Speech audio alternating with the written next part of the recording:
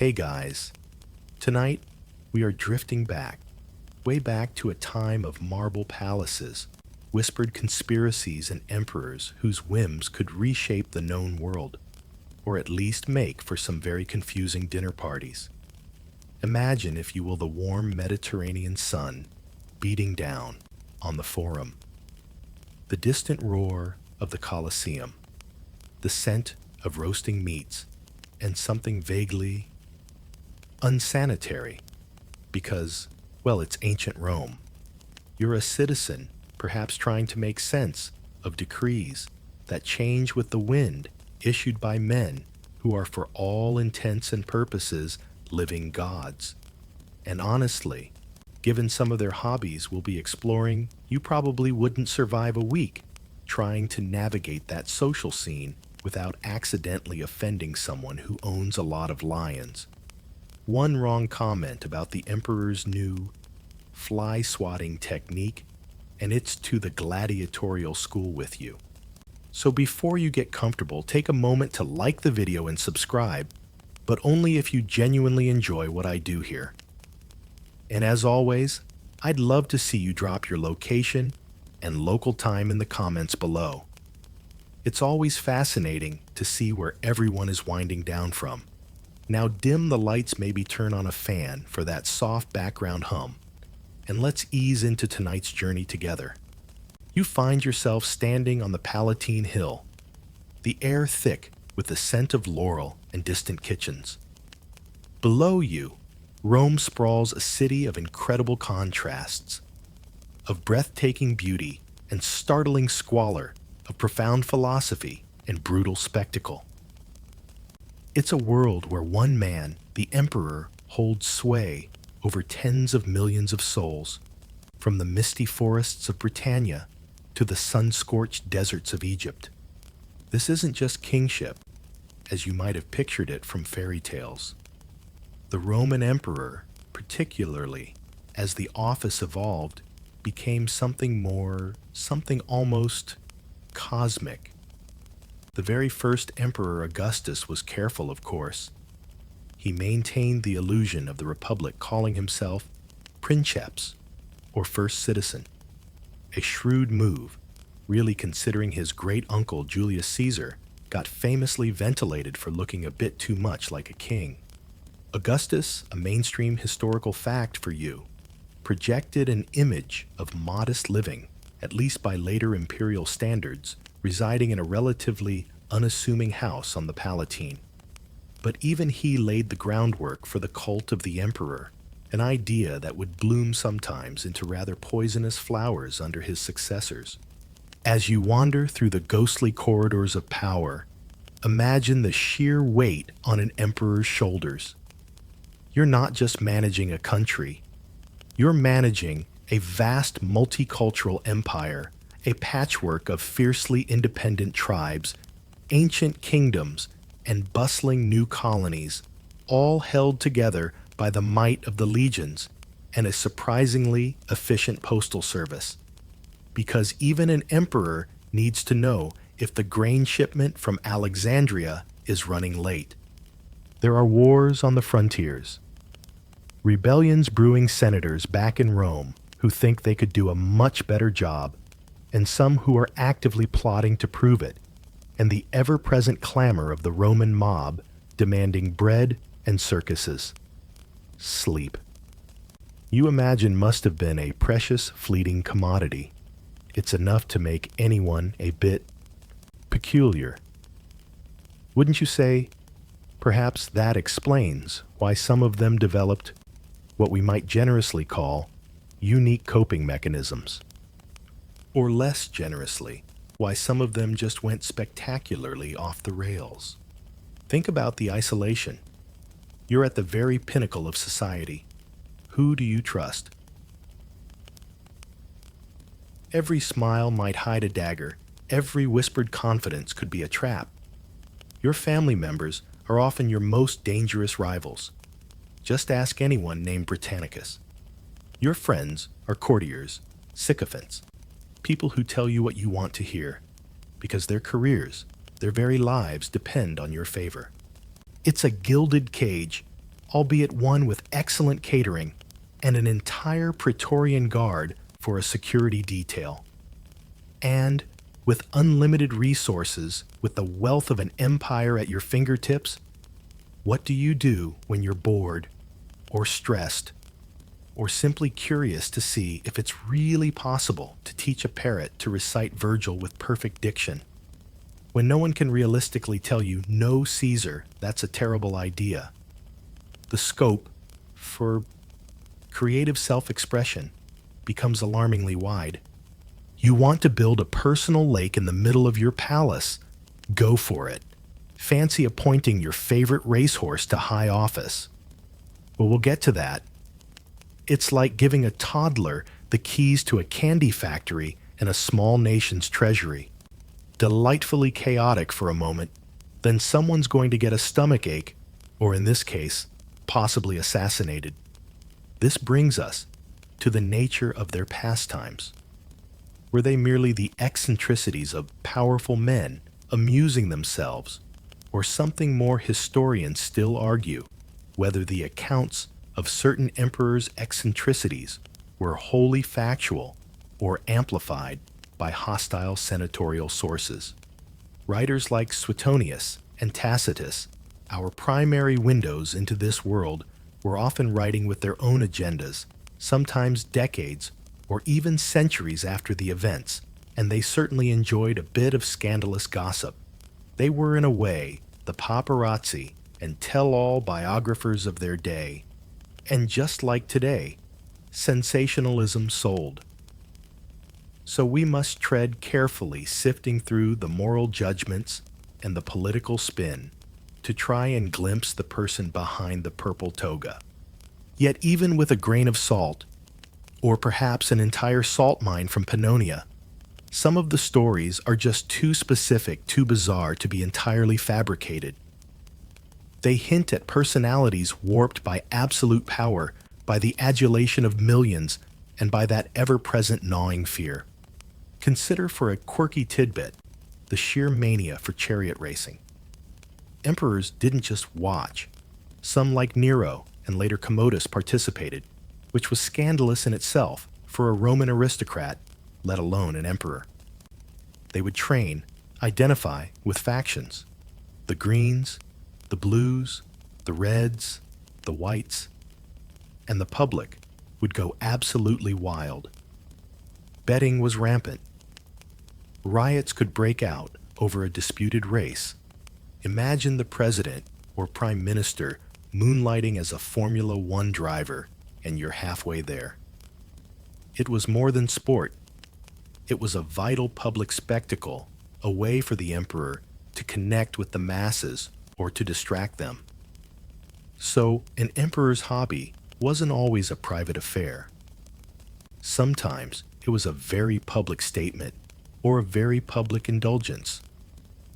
Perhaps it was a way of feeling human or superhuman in a role that was rapidly becoming deified. If people already call you Dominus et Deus, Lord and God, as Domitian would later insist, well, why not act the part with a bit of flair? You might start to believe your own hype, and that's when the truly unstable pleasures begin to take shape, leading you down paths that seem, from our distant vantage point, both terrifying and strangely, deeply humanly fascinating. And it's down these softly lit, echoing corridors of imperial whim that our journey tonight will take us, starting with a young man whose name would become a byword for capricious cruelty and unbelievable extravagance. So let us turn our gaze to this young man, Gaius Julius Caesar Germanicus, a name that probably doesn't immediately ring a bell, quite like his more famous or infamous nickname. You see him first not as a purple-robed emperor, but as a tiny child toddling through the mud and discipline of Roman military camps along the Rhine frontier. His father Germanicus is a rock star general of his time, beloved by the legions, adored by the Roman people, handsome, virtuous, everything you'd want in an imperial heir, which conveniently he was as the adopted son of the current emperor Tiberius. His mother, Agrippina the Elder, is a figure of formidable Roman virtue and ambition, granddaughter of Augustus himself. A power couple, if ever there was one. And little Gaius is their darling. This is where he picks up that rather charming, and for a future emperor somewhat undignified nickname, Caligula. It means little boot. Imagine the scene. The hardened legionaries' men, who face down Germanic tribesmen for a living, are utterly charmed by this miniature mascot strutting about in a custom-made tiny soldier's uniform, complete with miniature caligae, the hobnailed military sandals. It's an undeniably cute image, a mainstream historical fact that these early experiences endeared him greatly to the soldiers, an important fan base for any aspiring emperor. It's a far cry from the monstrous figure he would later become in the historical accounts, isn't it? It's like finding out Darth Vader had a really adorable childhood nickname, perhaps Little Helmet or Sparky. You can almost picture him tripping over his tiny sword, much to the amusement of the troops. The adoration for his father Germanicus was immense. When Germanicus won victories, Rome celebrated. When he fell ill and died young under rather suspicious circumstances in Antioch, think ancient conspiracy theories involving poison and dark curses with Tiberius often getting the side eye. The entire empire mourned. Public grief was so profound, so overwhelming, that it said business ground to a halt. This outpouring of love naturally transferred to his surviving family, especially to young Caligula, one of the few remaining sons. He was a living reminder of their lost hero. You can imagine the immense pressure and expectation that came with being Germanicus's boy. But the imperial court, as you might have gathered from our previous musings, was not exactly a nurturing daycare center. After Germanicus's death, Caligula's idyllic childhood, if it ever truly was idyllic, took a darker turn. His mother, Agrippina, a woman of fierce pride, clashed spectacularly with Emperor Tiberius. She and Caligula's older brothers, not that Nero, an earlier one, and Drusus, were systematically targeted, accused of treason, and met grim ends. Exile to barren islands, starvation, the usual cheerful methods of imperial political maneuvering. Somehow, young Caligula survived this familial purge. Perhaps he was too young to be seen as a threat. Or perhaps he learned very quickly how to be quiet, observant, and utterly, impeccably blandly unassuming. A useful skill in a snake pit.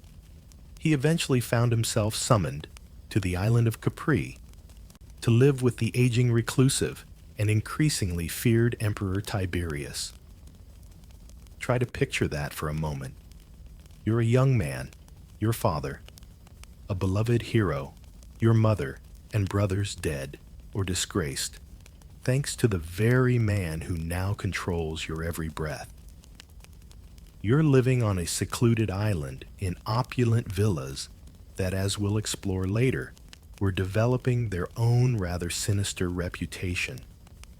What do? You adapt. You survive. Ancient sources, particularly Suetonius, paint a picture of Caligula as a master of dissimulation, even then hiding his resentments beneath a veneer of obedience, all while supposedly indulging in the depravities alongside Tiberius. Though it's equally possible he just kept his head down, learned the grim mechanics of absolute power from a master, and waited. Historians still debate the precise nature of Caligula's character during these formative years. On Capri, was he a willing participant in Tiberius's alleged vices, a terrified captive, or an astute political apprentice, observing the loneliness and paranoia that supreme authority could breed. When Tiberius finally died, perhaps with a little nudge from the Praetorian prefect Macro, though that's another of those delicious historical whodunits, the path to power opened for Caligula. Tiberius, in his will, had named Caligula and his own young grandson, Tiberius Gemellus, as joint heirs. But Macro, a key power broker, threw his considerable support behind Caligula. The Senate, eager to be rid of the gloomy Tiberius, and charmed by the memory of Germanicus, happily annulled the part of the will concerning Gemellus. Poor Gemellus. He wouldn't enjoy his inheritance or his life for very long. It's like winning the lottery with a coworker you vaguely dislike, and then your coworker mysteriously vanishes after the first payout. Awkward. And so, at the age of just 24, Caligula became emperor of Rome. The city, you can imagine, went wild with joy. It was like a national holiday that lasted for months. They adored him. He was young, the son of Germanicus. He symbolized a fresh start after the oppressive later years of Tiberius. And initially, Caligula seemed to live up to these hopes. He made grand populist gestures. He paid out the legacies left by Tiberius and Livia, Augustus's wife, whose will Tiberius had suppressed. He burned the records of treason trials, recalled exiles, abolished certain taxes, and staged lavish gladiatorial games and chariot races. It was a full-blown charm offensive. The first few months of his reign were by all accounts a golden age. People were saying, finally, an emperor who isn't a murderous old recluse. This is going to be great. Famous last words, as they say. Then about 7 or 8 months into his reign, Caligula fell gravely ill. The entire empire held its breath. Prayers and sacrifices were offered for his recovery. He was, after all, their golden boy.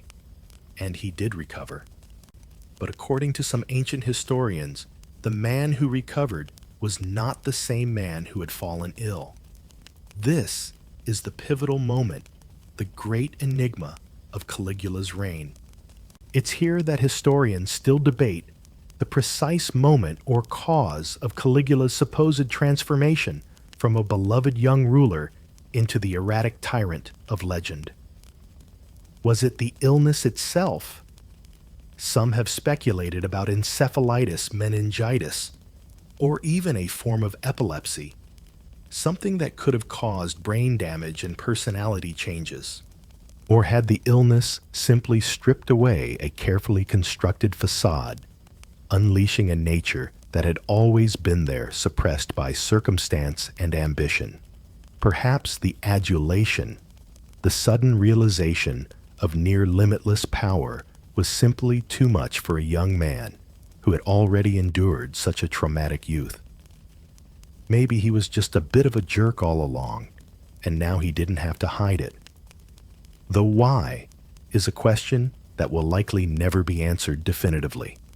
But what is clear is that after this illness, the stories about Caligula begin to shift, darkening into tales of cruelty, absurdity, and those very unstable pleasures we're here to explore, starting with some truly remarkable floating real estate. And what remarkable floating real estate it was. Your journey now takes you away from the bustling, dusty heart of Rome, southward into the Alban Hills, to a place of serene, almost haunting beauty, Lake Nemi. Picture a volcanic crater, cupping a near-perfect circle of deep still water, so reflective that it was known in antiquity as Speculum Dianae, the mirror of Diana. The surrounding slopes are cloaked in dense forest, the air cool and whispering with ancient secrets. This was a sacred place home to a major cult of Diana Nemorensis, Diana of the Wood, a powerful and somewhat mysterious goddess. It's the kind of spot where you'd expect to find whispering nymphs and contemplative hermits, not necessarily the ancient Roman equivalent of a billionaire's mega yacht. But then Caligula wasn't exactly known for his subtlety or his adherence to conventional expectations, was he? For centuries, local fishermen on Lake Nemi knew something extraordinary lay hidden in its depths. Their nets would snag on massive unseen obstructions. Sometimes they'd pull up strange ancient artifacts. Whispers grew into legends of lost imperial treasures, of entire palaces submerged beneath the tranquil surface. Imagine dropping your fishing line, hoping for a quiet afternoon and a decent catch, and instead hooking onto a solid bronze wolf's head the size of your own, glaring up at you from the murky water. That's one way to spoil your siesta. These weren't just old rowboats.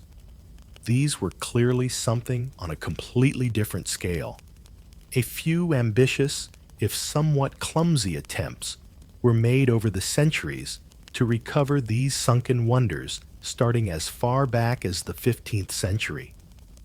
Men like Cardinal Prospero Colonna and later Francesco de' Marchi employed divers and primitive underwater machines, succeeding mostly in tearing off bits and pieces of the submerged structures, bringing up tantalizing fragments of lead pipes, bronze ornaments, and richly colored mosaic tiles.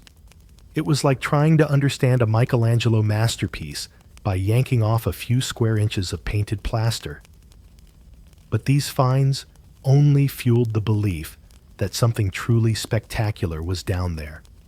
The real, unveiling a mainstream historical fact for you had to wait until the 20th century, specifically the late 1920s and early 1930s. In a feat of engineering that even the ancient Romans might have admired, the Italian government under Mussolini, a leader with his own penchant for invoking Roman grandeur, decided to partially drain Lake Nemi, slowly, painstakingly, as the water level receded inch by inch. Not one, but two colossal structures began to emerge from the mud and the centuries of silence. These were Caligula's Nemi ships, and they were breathtaking. Forget any image of a nimble racing galley or a sturdy warship. These were, for all intents and purposes, floating palaces. The larger of the two was around 73 meters long. That's nearly 240 feet, significantly longer than an Olympic swimming pool, and about 24 meters wide, around 78 feet. The second was slightly smaller, but no less impressive. These weren't ships designed to go anywhere in particular. Lake Nemi is a closed volcanic crater, not exactly a hub on the Mediterranean shipping lanes. No, these were built for presence, for pleasure, for something altogether more Caligulan. The construction itself was a testament to the advanced state of Roman naval engineering, far beyond what many had believed possible for the era. The hulls were built with multiple layers of planking, waterproofed with wool soaked in lanolin and tar, and then remarkably sheathed in triple-layered lead, sheeting fastened with thousands of copper nails. This lead sheathing wasn't just for show. It protected the wood from shipworms, even in fresh water, and added to the overall durability. It's the kind of meticulous, over-the-top construction you'd expect if you were planning to keep your party boat around for a few centuries. Inside, the technological marvels continued.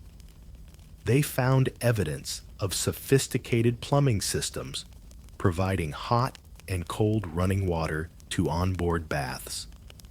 Imagine a hot shower on your lake barge in 30 AD. There were hand-operated piston pumps for bilge water, an ingenious design previously thought to be a much later invention. And here's a quirky tidbit for you. They discovered bronze fittings, like mooring rings shaped into snarling animal heads, and even rudimentary roller bearings possibly used to move heavy statues, or rotating platforms on deck. The Romans, it turns out, weren't just good at roads and aqueducts. They were pretty decent at pimped-out pleasure craft, too. And the luxury. Oh, the sheer, unadulterated luxury. You'd have walked across exquisite mosaic floors, their tiny colored tesserae forming intricate geometric patterns, or mythological scenes shimmering in the Italian sunlight. Walls would have been paneled with precious exotic woods, or adorned with slabs of vibrant marble imported from Greece, Egypt, and Asia Minor. Gilded bronze statues would have gleamed from alcoves. Even the roof tiles were made of gilded terracotta or bronze flashing like gold across the lake. These were not mere boats. They were floating extensions of the imperial palace designed to awe, to overwhelm the senses, to proclaim the emperor's boundless wealth and exquisite, if somewhat flamboyant, taste. But what you might ask was the actual point of these magnificent stationary behemoths. Archaeologists and historians continue to discuss the exact purpose of these opulent vessels. Were they simply pleasure barges floating venues for Caligula's notoriously lavish parties? And if you believe the more salacious accounts from writers like Suetonius, his infamous orgies, you can almost picture the scene music drifting across the water, laughter echoing from the forested shores, lanterns casting a warm glow on decadent feasts. It's the ancient Roman equivalent of a never-ending celebrity yacht party, just with more togas and slightly less reliable plumbing, relatively speaking. Or perhaps there was a religious dimension. Lake Nemi, remember, was sacred to Diana. Some scholars suggest the ships may have been connected to her cult, perhaps serving as elaborate floating temples or processional barges for religious festivals. There were artifacts found that hinted at connections to other cults too, like that of Isis, an Egyptian goddess popular in Rome at the time.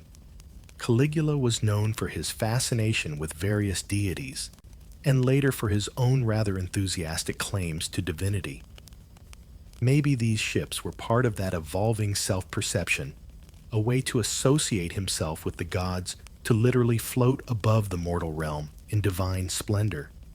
Or perhaps, and this is always a possibility, with Caligula, he built them simply because he could, because he was the emperor, and if he wanted a pair of enormous gilded marble-encrusted party palaces on a sacred lake, then by Jupiter, he was going to have them.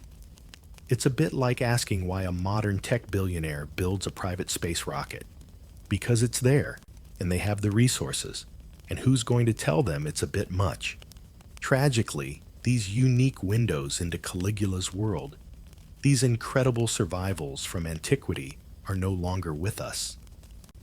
After their meticulous recovery and housing in a specially built museum on the lakeshore, the Nemi ships were almost entirely destroyed by fire in 1944 during the final chaotic days of World War II in Italy. A devastating loss. Only small fragments, some bronze fittings, and detailed archaeological records remain, allowing us to reconstruct their glory in our imaginations.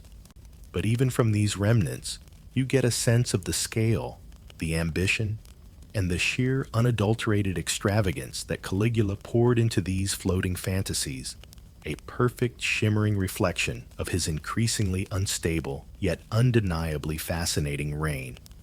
These floating fantasies, these shimmering reflections of an emperor's mind, weren't just for show, admired from the wooded shores of Lake Nemi.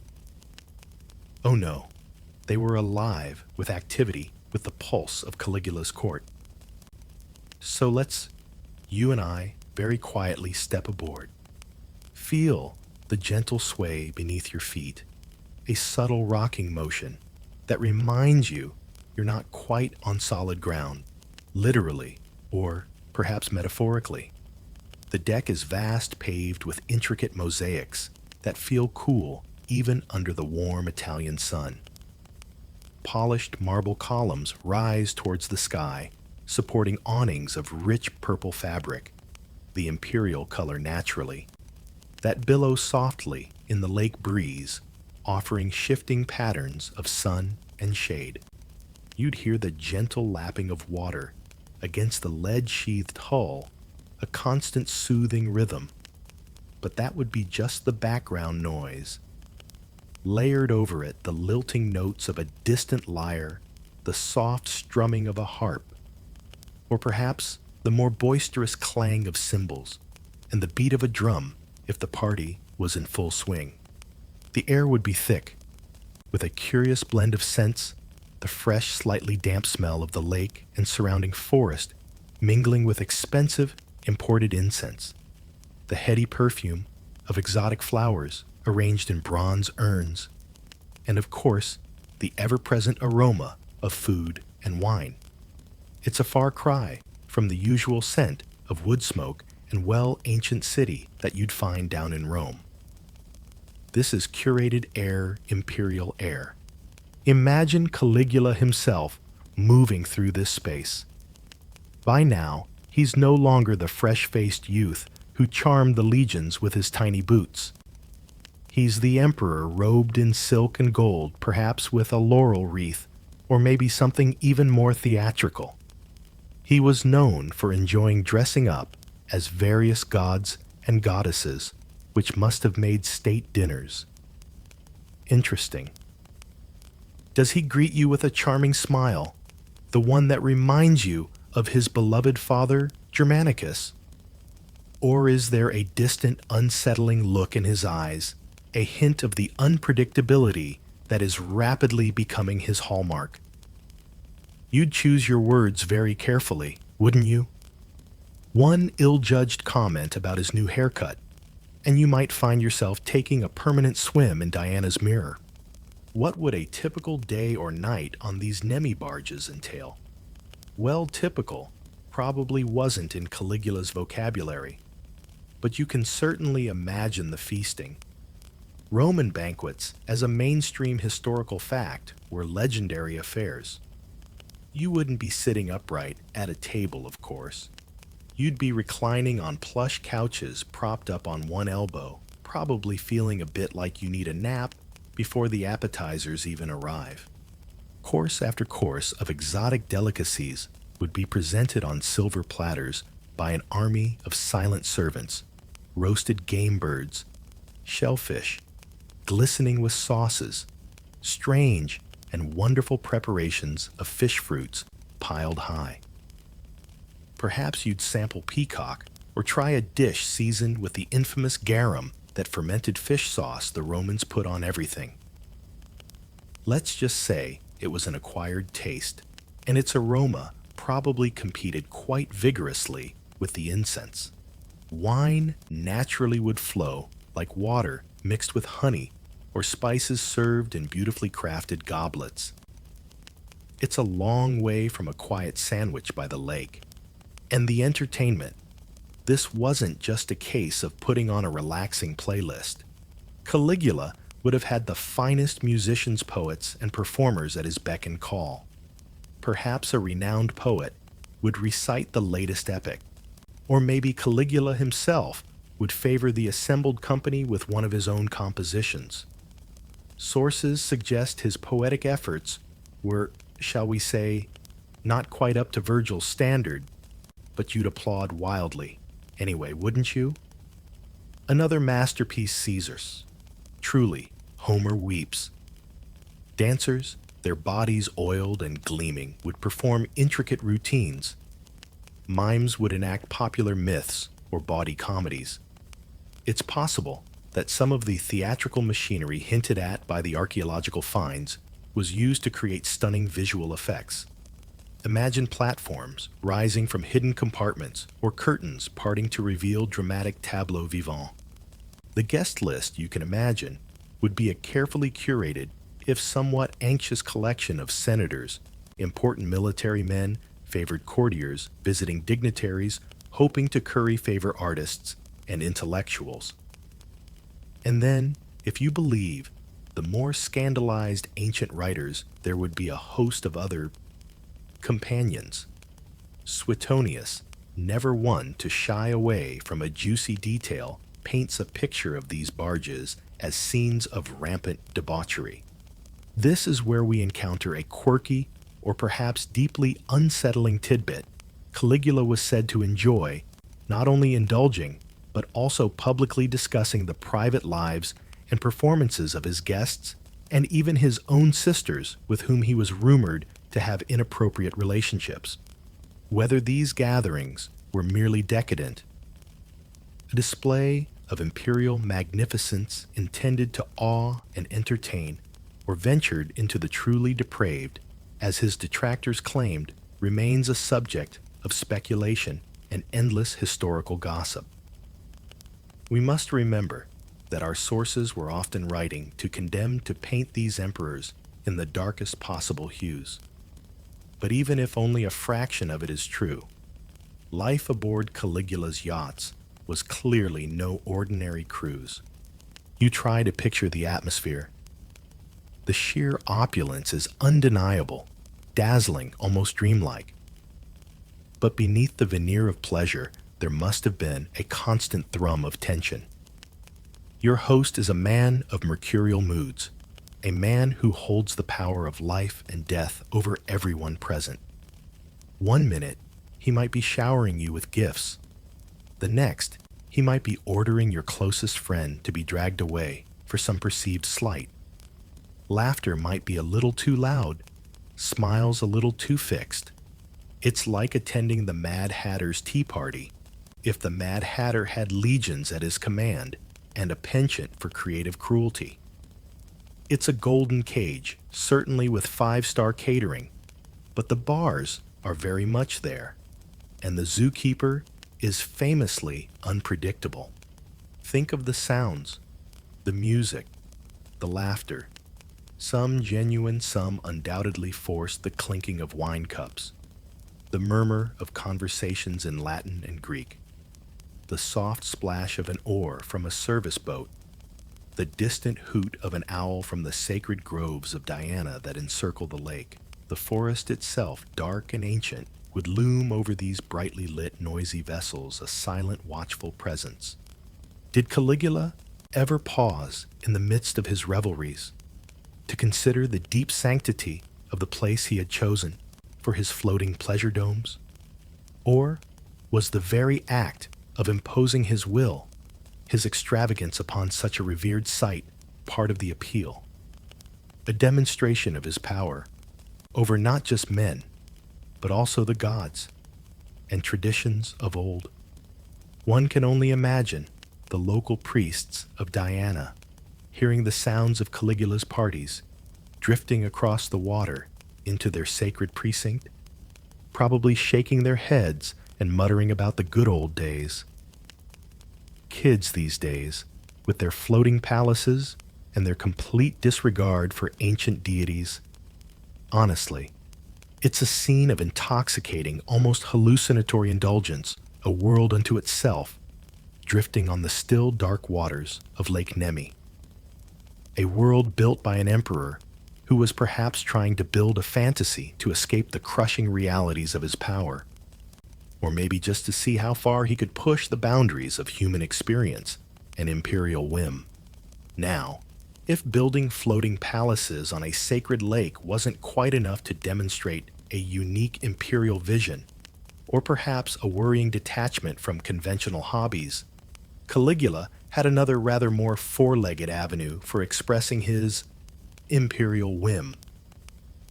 You see, our journey into his world of unstable pleasures wouldn't be complete without paying a visit to a very special, very pampered, and very famous member of his inner circle, his horse Incitatus. And when I say special, you might want to recalibrate your understanding of what that word can mean when an emperor is involved. Incitatus wasn't just any old nag Caligula picked up at a local auction. Oh no. As a mainstream historical fact, Incitatus was a successful chariot racehorse, likely a magnificent stallion of Spanish breed, competing for the green faction, the team Caligula fanatically supported. Chariot racing, as we've touched upon, was the Super Bowl, the World Cup, and the Olympics all rolled into one for the Romans. The top charioteers were superstars, and their horses were legends. So, Incitatus already had a degree of fame and prestige before he caught the emperor's particular and rather intense eye. He was, in modern terms, a celebrity athlete, but Caligula's affection for Incitatus went far, far beyond that of an enthusiastic sports fan. It galloped headlong into the territory of the truly bizarre.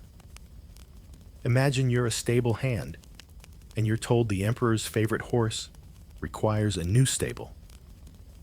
Fair enough. Then you're told it needs to be constructed of marble. Okay, a bit fancy, but he's the emperor. Then an ivory manger is commissioned. Purple blankets, the imperial color, mind you, are delivered for his bedding. His collar is to be studded with precious jewels. An entire retinue of servants is assigned solely to cater to Incitatus's every equine need. You're starting to think this horse has a better lifestyle than most senators. And you'd be absolutely right. This, my friends, is a quirky tidbit that speaks volumes. It was said that on the night before, a race Caligula would have soldiers enforce silence in the entire neighborhood surrounding Incitatus's stable, lest the great champion's slumber be disturbed. Imagine trying to explain that to your dinner guests. Sorry about the early night, folks, but the emperor's horse needs his beauty sleep, and we live 3 blocks away.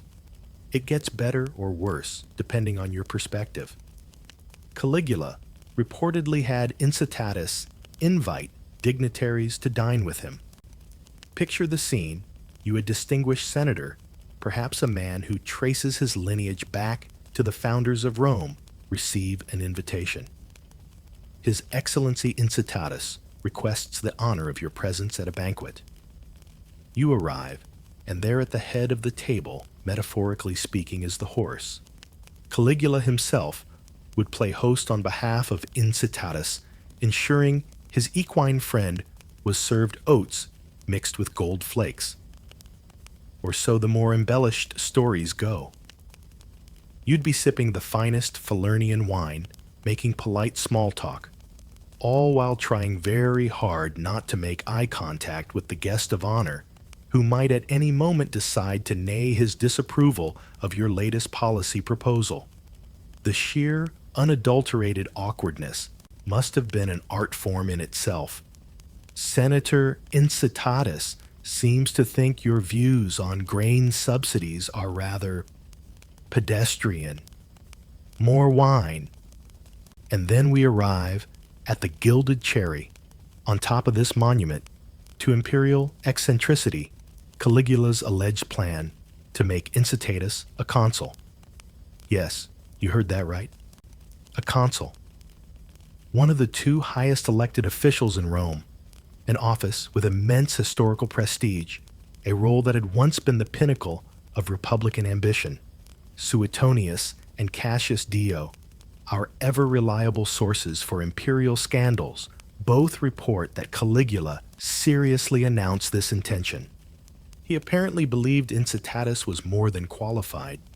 Now scholars continue to debate whether Caligula genuinely intended to make Incitatus a consul, or if the threat was a calculated insult, a piece of profoundly dark political satire aimed squarely at the already cowed and humiliated Senate. If it was satire, it was brutally effective. Imagine the senators, these proud men of Rome, being told that a horse was not only their equal, but potentially their superior in matters of state. It would have been the ultimate demonstration of their utter irrelevance in the face of the emperor's absolute power. Caligula might as well have said, "You are all so useless and sycophantic that my horse could do a better job, and frankly, I'd probably enjoy his company more during tedious Senate meetings. It's a power move of such epic audacity that you almost have to admire the sheer nerve, if not the political wisdom. On the other hand, could he have been serious? It's tempting to dismiss it as pure madness. But remember, this is Caligula. His reign was characterized by a progressive blurring of lines between ruler and deity, between reality and imperial fantasy. If he was starting to see himself as a living god, perhaps the normal rules of human governance seemed quaint. Maybe he thought Incitatus possessed a simple, honest, equine wisdom that was sorely lacking in the two-legged members of his administration. Or perhaps it was just the ultimate whim, the act of a man so drunk on power that the absurd became the new normal. Why not make him consul? I'm Caligula. I can do anything. Think about the ripple effect of such an announcement. The hushed, terrified whispers in the corridors of power. The desperate attempts by courtiers to gauge if he was serious. The sheer terror of any senator who might have laughed at the wrong moment. It's like your boss announcing his pet chihuahua is now the new vice president of operations. You smile, you nod, you update your resume. Incitatus, whether he knew it or not, became a potent symbol. He was a walking, neighing, jewel-encrusted testament to the arbitrary nature of Caligula's rule. He represented the pinnacle of imperial favor and the depths to which traditional Roman dignity could be debased by one man's whim. It's almost a shame the horse couldn't write his memoirs. My Life in the Fast Lane from Racetrack to Roman Politics by Incitatus. It would have been a bestseller, no doubt. And so, as you ponder the image of a horse being seriously considered for high office, you begin to see how these unstable pleasures, these grand bizarre gestures, were more than just idle hobbies. They were tools of power, expressions of a personality cult, and perhaps symptoms of a mind increasingly untethered from the mundane concerns of ordinary mortals. For Caligula, the world was his stage, and his co-stars, whether human or equine, were there to play the roles he assigned, no matter how absurd. This particular chapter of his story, with its floating palaces and horse senators, paints a vivid picture of an emperor for whom the boundaries were not just pushed, but cheerfully galloped over, with a jeweled harness and a golden feed bag. Having marveled at the rather energetic expressions of imperial whim under Caligula, with his floating party palaces and his politically ambitious horse, let's now allow the currents of time to gently pull us back a little to an earlier emperor, the very man, Caligula, succeeded Tiberius. If Caligula's pleasures were often loud, public, and flamboyantly defiant, Tiberius, especially in his later years, sought his own form of imperial gratification in a very different, almost opposite direction. In seclusion, in distance, in the shadowy embrace of an island retreat. You might find his approach less about golden oats and more about, well, let's just say Capri held its secrets close. So picture Tiberius. Long before he became emperor, he was a highly accomplished military commander, a mainstream historical fact often overshadowed by the gloomier tales of his reign. He campaigned successfully in Pannonia, Illyricum, Germania, and Gaul, securing the frontiers of the empire. He was Augustus's stepson, later adopted son and heir, a man who came to power already in his mid-50s, seasoned, experienced, and perhaps already weary. He wasn't the charismatic golden boy his adopted son, Germanicus Caligula's father, had been. Instead, contemporary accounts often paint him as reserved, taciturn, even morose. He possessed a sharp intellect, but lacked the easy charm of Augustus. You get the sense of a man who perhaps never truly wanted the immense burden of supreme power, or at least found its trappings increasingly unbearable. Being emperor, it turns out, isn't all parades and laurel wreaths. It's also a crushing weight of administrative duties, endless petitions, bitter political rivalries, and the constant unnerving scrutiny of an entire empire. Imagine yourself in Rome during the early years of Tiberius's rule. The city is still adjusting to the idea of one-man rule after centuries of at least nominal republicanism. Tiberius initially seemed to govern conscientiously, if not joyfully. He tried to show respect for the Senate-managed finances prudently and generally kept the empire running smoothly. But you can almost feel a growing disillusionment emanating from the Palatine Hill. He seemed to despise the fawning sycophancy of the senators, the fickle demands of the Roman mob, and the sheer unending performance art that was public life for an emperor. Here's a quirky tidbit for you. Unlike many emperors who reveled in public spectacles, Tiberius had a noted dislike for the gladiatorial games and chariot races, often appearing bored or even irritated when his presence was required. It's like being forced to attend the office Christmas party every single day for years on end, when you'd much rather be at home reading a good scroll. Then there was the increasingly influential figure of Lucius Aelius Sejanus, the ambitious prefect of the Praetorian Guard. Sejanus was consolidating enormous power in Rome, acting as Tiberius's right-hand man, whispering in his ear, and many historians suspect subtly isolating the emperor from other advisors and even from the city itself. The political atmosphere in Rome was thick with intrigue, suspicion, and the ever-present fear of treason trials. Maestas cases, which proliferated under Tiberius, casting a chilling pall over the elite. You can almost imagine Tiberius looking out from his palace window, sighing deeply and thinking, there has got to be a better way to spend my golden years than dealing with this lot. And so in the year 26 AD, when he was already in his late 60s, Tiberius left Rome.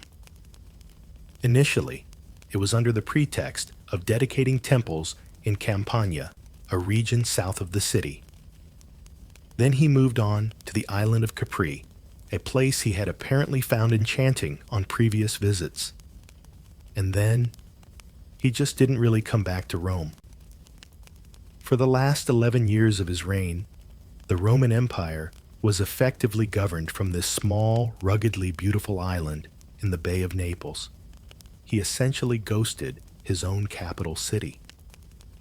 Imagine a CEO deciding to run a global corporation from a remote fishing lodge, communicating only by carrier pigeon and very sternly worded memos. It was unprecedented, and for many Romans deeply unsettling. Why Capri?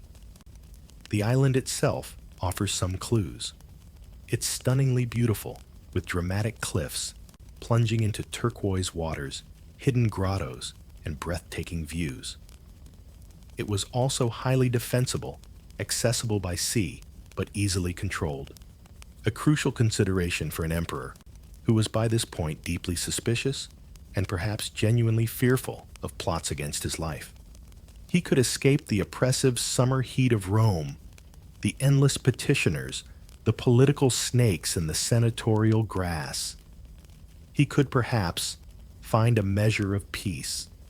But was it truly peace he sought, or something else? Historians offer various interpretations for Tiberius's permanent departure from Rome, ranging from genuine weariness and a desire for private study and contemplation to calculated political maneuvering, or even a strategic withdrawal orchestrated by or in concert with Sejanus.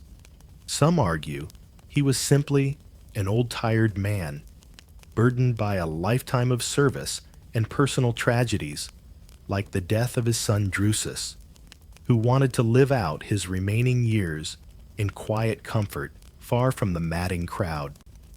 Others suggest he found it easier to control the empire from a distance, insulated from direct pressure, communicating his orders through Sejanus, who became the de facto ruler in Rome. Perhaps he felt safer on Capri, surrounded by a select group of companions and a loyal guard, than he did in the rumor-filled, politically charged atmosphere of the capital. This retreat, however understandable it might seem, on a personal level, for an aging, stressed-out ruler, carried its own seeds of instability. For the Emperor of Rome to abandon his capital for over a decade was not a sign of a healthy state. It created a power vacuum back in the city, a vacuum that Sejanus eagerly filled, leading to his own meteoric rise and dramatic brutal fall. And crucially for our story, Tiberius's self-imposed isolation on Capri, far from prying eyes, began to fuel a host of dark and lurid rumors. What exactly was the old emperor doing over there, hidden away in his luxurious villas? If Caligula's pleasures were a public spectacle, Tiberius's supposed indulgences were whispered about in hushed, fearful tones, becoming the stuff of legend. Legends that painted Capri not as a peaceful retirement haven, but as a den of secret, unspeakable depravities. The very act of seeking seclusion for a man in his position became a pleasure that was in its own way deeply unsettling for the Roman world, a quiet retreat that would paradoxically echo with some of the loudest and most scandalous tales of imperial misbehavior. And it's to those clifftop villas, those abodes of mystery, that our attention must now turn. And so, our whispered journey takes us across the shimmering Bay of Naples, the salty spray of the Tyrrhenian Sea, cool on your face. Ahead, the island of Capri rises from the azure waters like a dream, its limestone cliffs stark and magnificent against the Mediterranean sky. You can see why an emperor weary of Rome's endless clamor and intrigue might find solace here. But this isn't just a quiet holiday spot. This is Tiberius's chosen seat of power, his fortress of solitude, and the stage for some of history's most enduring and unsettling rumors. As we draw closer, you realize these aren't just a few holiday cottages. These are imperial compounds clinging to the rugged landscape monuments to an emperor's desire for privacy and control. Tiberius, you see, didn't just build one modest villa on Capri. Oh no, that would be far too simple for a Roman emperor with a penchant for thoroughness. Ancient writers, notably Suetonius, tell us he had no fewer than 12 villas dotted around this relatively small island, each presumably with its own character, its own purpose, its own secrets. It's like an exclusive emperor-only property portfolio, where every listing comes with a breathtaking view and a healthy dose of political paranoia. The grandest and most infamous of these, a mainstream historical fact for you, was the Villa Jovis, the Villa of Jupiter, and it truly lived up to its namesake's kingly status. Perched atop Monte Tiberio, the island's highest eastern peak, it commanded panoramic views that were both stunningly beautiful and strategically vital. From here, Tiberius could gaze out over the Bay of Naples, across to the Italian mainland, and keep a watchful eye on any approaching ships or potential threats. Imagine the effort involved in constructing such a complex on this remote, precipitous terrain. Armies of laborers, craftsmen, and engineers would have toiled for years, hauling materials up steep paths, carving terraces out of the rock, creating a self-contained world for their reclusive master. Villa Jovis wasn't a single elegant building, in the way you might picture a Palladian mansion. It was a sprawling citadel, a labyrinthine complex spread over multiple levels, covering thousands of square meters. It had imperial apartments, of course, private quarters, for the emperor and his closest companions. There were audience halls, administrative offices, because the empire still needed to be run even from an island extensive servants' quarters. And crucially, for an island with few natural springs, massive cisterns to collect rainwater, ensuring a constant supply. You can still see the remains of these vast vaulted underground reservoirs today, a testament to Roman engineering ingenuity. It was less a holiday home and more a fortified palace, a clear statement that while Tiberius had left Rome, he hadn't exactly retired from the business of being emperor.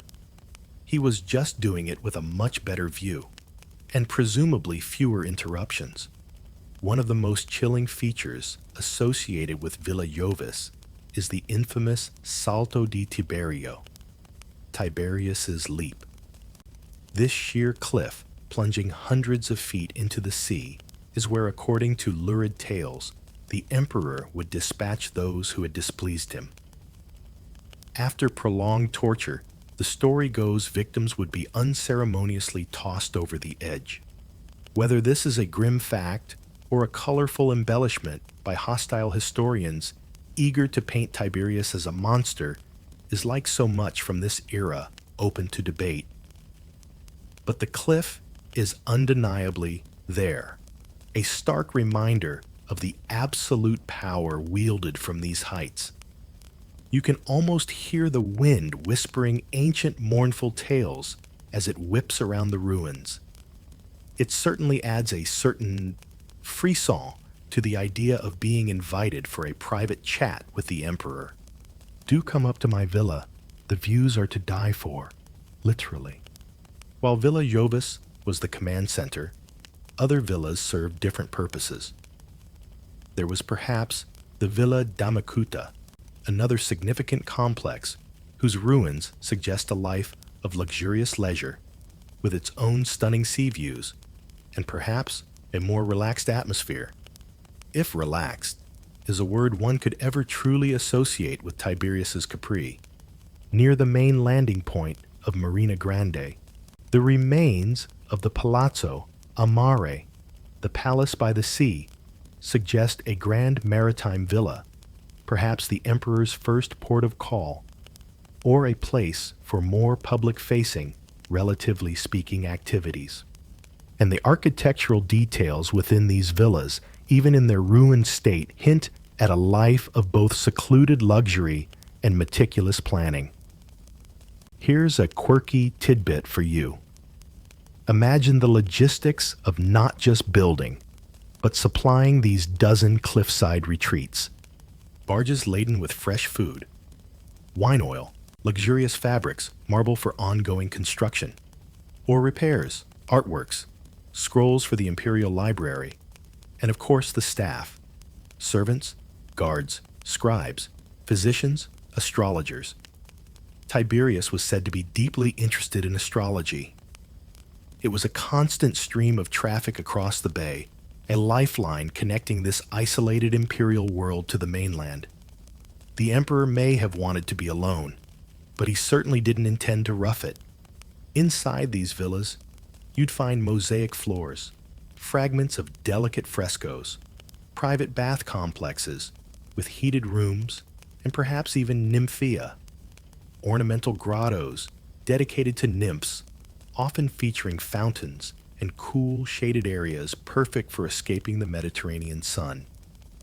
The precise function of every room and grotto within these sprawling complexes and how they facilitated Tiberius's alleged secret life remains a puzzle that archaeologists piece together, shard by precious shard.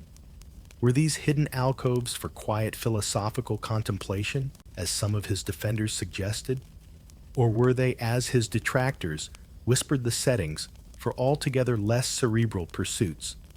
The walls, if they could talk, would have some incredible stories, or perhaps just some very mundane complaints about the plumbing.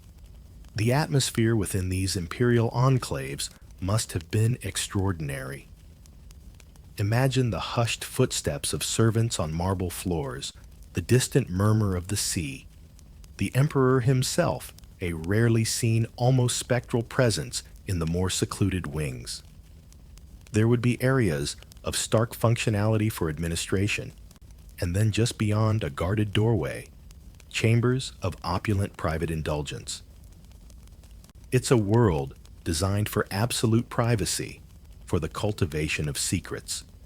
A world where the stunning natural beauty of the island formed a dramatic backdrop to the intensely personal and increasingly mysterious life of its imperial master. These villas were more than just residences. They were custom-built environments, perfectly tailored to allow an aging, suspicious emperor to live exactly as he pleased, far from the judgment and the prying eyes of Rome. And it is within these carefully constructed confines that the darkest and most persistent rumors about Tiberius's unstable pleasures began to fester. And fester, they did, those rumors.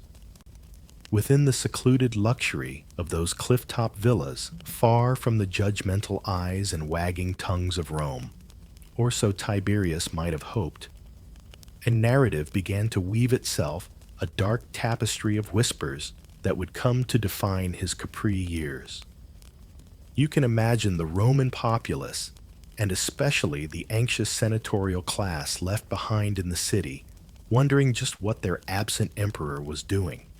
Nature and human curiosity abhors a vacuum, and the vacuum of information about Tiberius's private life on Capri was soon filled with some truly astonishing and deeply unsettling speculation. It was as if the island itself became a sort of imperial, secret spa, a place where the aging emperor went not for mud baths and gentle massages, but for altogether more unique and disturbing forms of rejuvenation. Our primary tour guides into this shadowy realm of alleged imperial misconduct are once again the Roman historians Suetonius and Tacitus. It's a mainstream historical fact that their accounts, written decades after Tiberius's death, are the main sources for the scandalous tales that cling to his name and to the cliffs of Capri. And it's crucial, as you settle back and listen, to remember that these writers often had their own axes to grind. They were frequently members of, or writing for, the senatorial elite, who had often chafed under imperial rule, and particularly under Tiberius's somewhat prickly and suspicious governance. So as we delve into these whispers, picture them as echoes in a historical hall of mirrors, potentially distorted, amplified, and colored by the biases of those who first recorded them. Suetonius, in particular, paints a rather vivid picture of Tiberius abandoning all pretense of his former austerity once ensconced on Capri. He speaks of specially designed rooms, perhaps hidden away in the labyrinthine corridors of Villa Jovis, known as Solari, allegedly furnished not with tasteful antiques, but with erotic art and sculptures designed to inspire or instruct in various pleasures. He even mentions the notorious spintrii, small bronze or brass tokens, often depicting explicit scenes which some have interpreted as brothel tokens or counters for erotic games, though their exact purpose is still debated by scholars. Imagine these items not as museum pieces behind glass, but as casual parts of the decor in the emperor's private retreat, contributing to an atmosphere where, according to the whispers, moral boundaries were not so much crossed as cheerfully bulldozed. The tales grow stranger still. One of the most bizarre and disturbing allegations, and this certainly qualifies as a quirky, if deeply unsettling tidbit, involves Tiberius and what Suetonius chillingly refers to as his little fishes, or minnows. The claim was that the emperor trained young children to swim between his legs in his private baths and pools, nibbling at him in a most inappropriate manner. It's a profoundly uncomfortable image, one that seems almost too grotesque too specific in its oddity to be purely fabricated, yet so outlandish that it beggars belief. Was this a garbled account of some strange bathing ritual, a vile slander, or a horrifying glimpse into a deeply disturbed private world? It's the kind of detail that makes you wonder about the psychological landscape of the person who wrote it, let alone the person it describes. It's like reading a really bad fever dream fan fiction about a historical figure, only it's presented as fact. Beyond these specific and frankly rather creepy allegations, the general tenor of the rumors was one of relentless hidden debauchery. Days and nights, it was said, were given over to excessive drinking, elaborate feasts that dissolved into impropriety, and the company of individuals chosen not for their wisdom or virtue, but for their ability to cater to the emperor's supposedly depraved tastes. While Tiberius was known to have kept company with learned Greeks and astrologers, men like Thrasyllus, with whom he reportedly discussed philosophy and fate, the rumor mill populated his villas with a far less savory cast of characters, all dedicated to fulfilling his darkest desires. The very seclusion of Capri, the high cliffs and guarded gates, acted as an incubator for these stories. What happens when the most powerful man in the world retreats from public view, surrounded only by those he chooses, with no one to report on his daily life except through carefully controlled channels or illicit whispers? People imagine things, and often they imagine the worst or at least the most sensational. It's like a celebrity disappearing into a heavily guarded compound. The less information that comes out, the wilder the speculation becomes.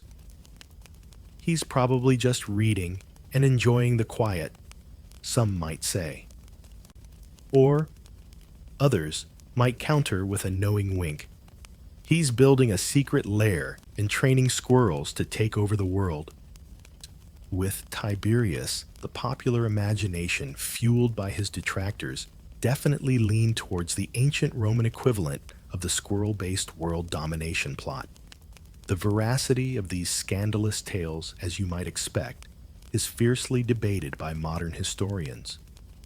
Some scholars view them as largely baseless character assassination, a collection of tropes and slanders typically deployed against bad emperors by a resentful senatorial class. They point to Tiberius's long record of disciplined military service, his initial administrative competence, and his well-documented austerity in public life before the Capri years, arguing that such a dramatic descent into private depravity is unlikely, or at least wildly exaggerated. Others, however, take a more nuanced view, suggesting that while the details might be embellished, the general picture of an isolated, embittered old man, cut off from healthy influences and indulging in behavior he would never have countenanced in his youth, might hold a kernel of truth. Where there's smoke, they argue, there's often at least a little bit of smoldering imperial linen. If any of these rumors were true, even in part, what does it say about Tiberius's unstable pleasures?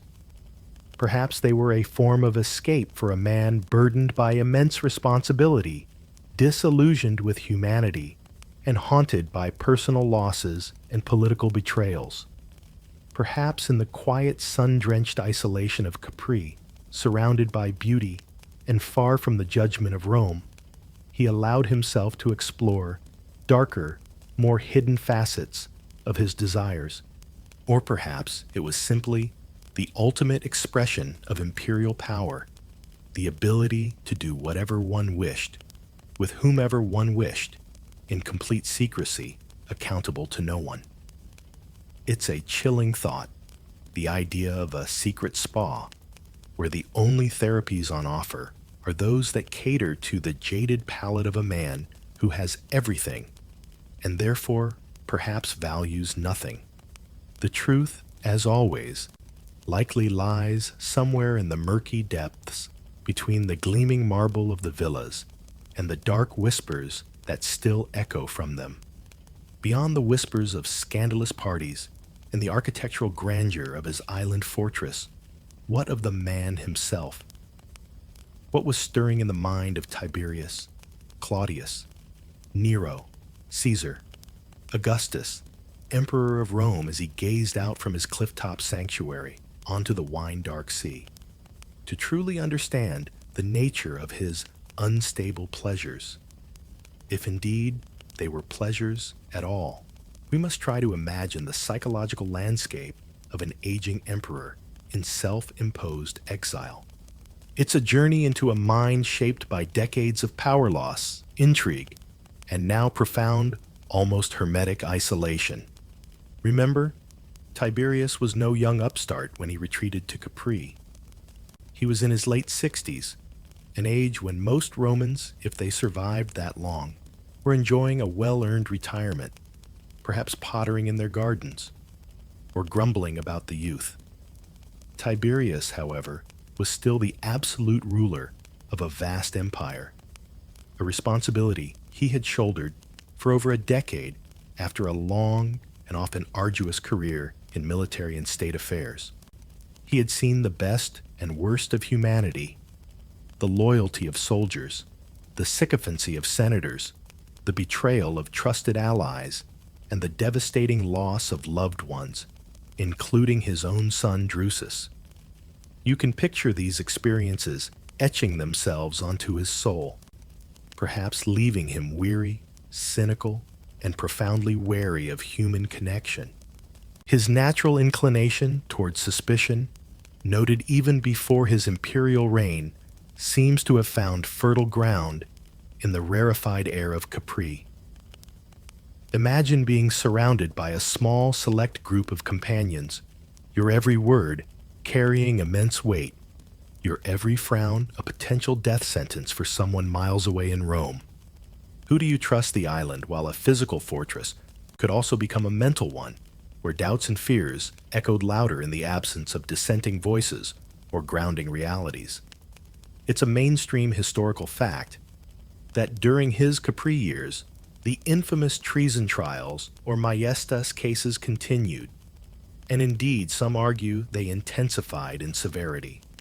Decrees would issue forth from the island condemning prominent citizens in Rome, often based on the whispers of informers, the delatores, who flourished in this atmosphere of long-distance justice.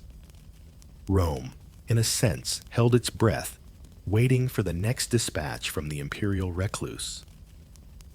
It's like having a boss who works remotely and communicates primarily through vaguely threatening emails. Terrifying. There's a telling, if possibly apocryphal, story that illustrates this heightened paranoia. A fisherman, eager to present the emperor with an unusually large catch, managed to scale the cliffs and approach Tiberius in one of his more secluded island spots.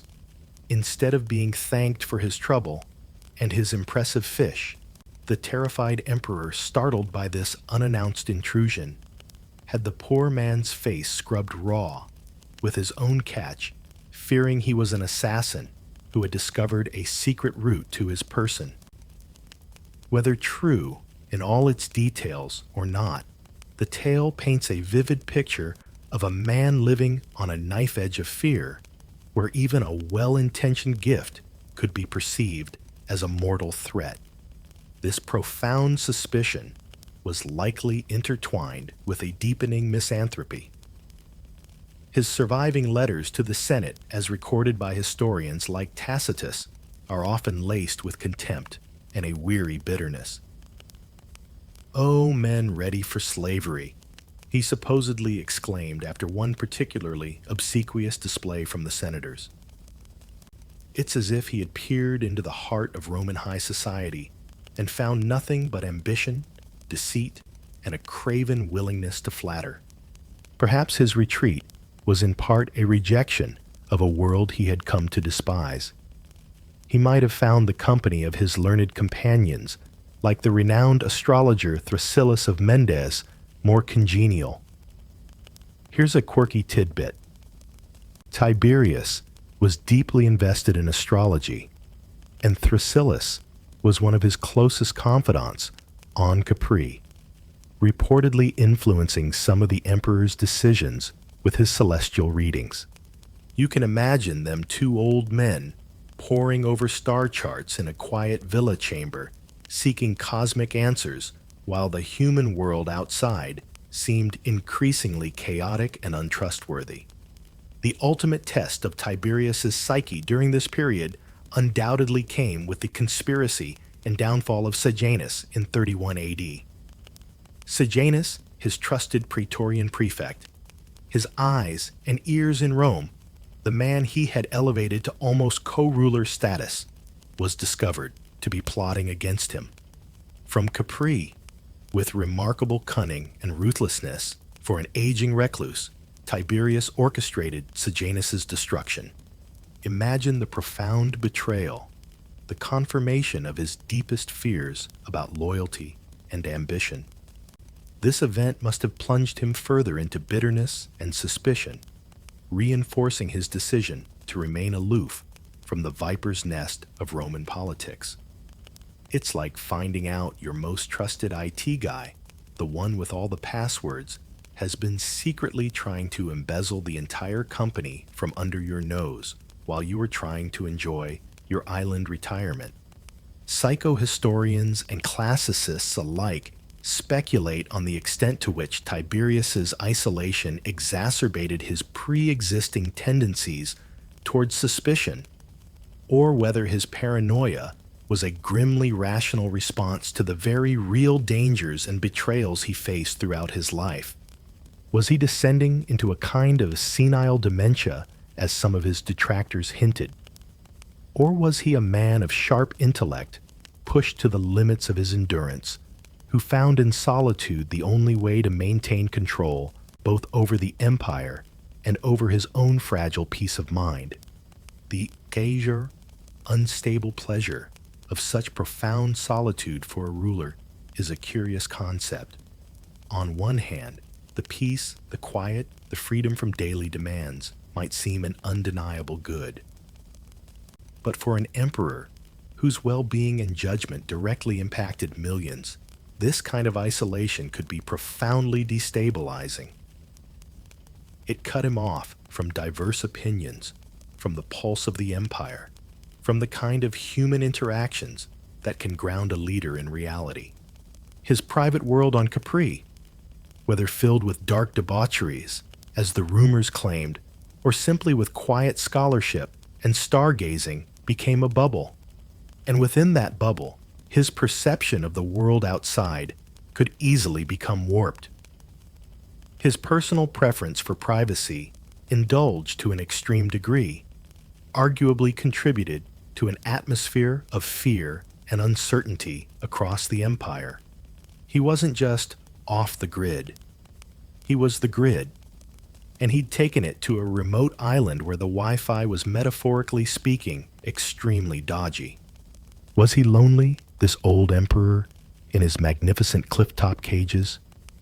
Or did he, after a lifetime in the harsh glare of public life, genuinely prefer the company of the winds, the waves, and a few carefully chosen, perhaps subservient companions? Perhaps it was a complex mixture of both. A desire for tranquility, warring with the ingrained habits of command, a longing for trust, forever undermined by a lifetime of betrayals. His dark solitude on Capri remains one of history's most compelling psychological studies, an emperor who fled the world only to find that he carried its burdens and perhaps its darkness within himself, no matter how beautiful the view. And so, Tiberius remained on Capri, a distant, enigmatic figure, ruling from his sun-drenched cliff-top fortress, while the whispers about his life there grew into a chorus that would echo down the centuries. When he finally died in 37 AD, not on Capri itself, but at a villa in Misenum on the mainland, a fact that often gets overlooked in the more dramatic retellings. You can imagine the complex wave of emotions that washed over Rome. There was undoubtedly relief among the senatorial elite who had lived under the long shadow of his suspicion and the ever-present threat of treason charges.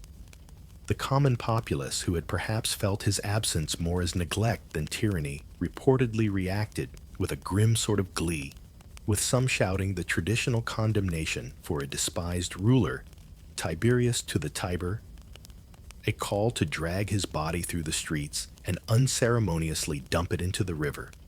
It wasn't exactly a fond farewell.